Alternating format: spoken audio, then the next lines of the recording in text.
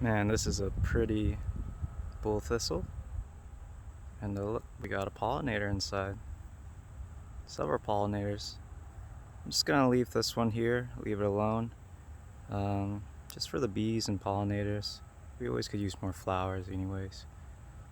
So let's check out the stalk, huh? Bull thistle. Today I'm harvesting it for Earth Day.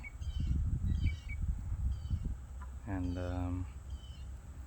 I just learned that you can eat the stalk, leaves, and everything if you trim off all the thorns, but again, I'm no expert. So do your own due diligence and do your research.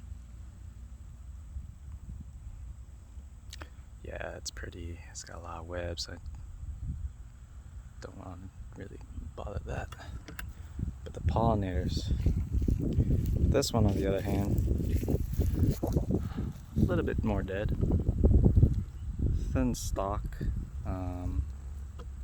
There's another one growing next to it, but I only want to collect a few today because this is my first time, and I just want to see what happens. Let's see. Apparently it tastes like artichoke too, like artichoke hearts if you trim this right, but we'll see. Using scissors and glove, and I think that'll do it.